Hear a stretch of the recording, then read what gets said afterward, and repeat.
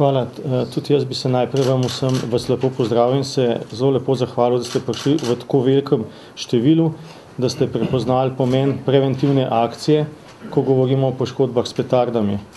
Poškodbe s petardami so popolnoma nepotrebne in so posledica bodisi neznanja in neizkušenosti mladih ljudi, ki tekmujejo med seboj, kdo si več upa, tudi po vzoru staršev.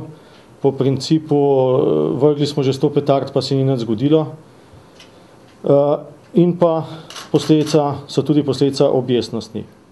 Ko pa gledamo samo poškodbo, pa lahko ugotovimo, da je lahko za posameznika, še zlasti, če gre za predelavo petard, kjer pride do prave eksplozije, do neke vrste osebnega cunamija.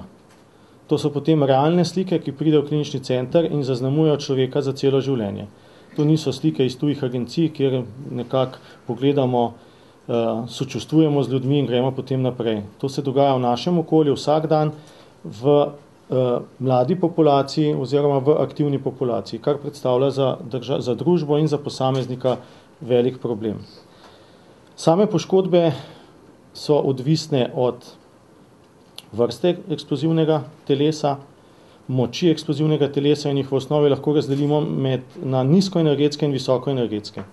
Med nizkoenergetske poškodbe uvrščamo zlasti opeklinske rane, ki so lahko različno globoke, manjše raztrganine kože, potem pa imamo opravka z visokoenergetskimi poškodbami, kjer pride pa do kompleksnih poškodb kosti, mehkih delov, manjkajočih delov telesa, ki jih kljub sodobni tehniki, znanju mikrokirurške tehnike in dobri organizaciji dežurne službe ni možno nadomestiti.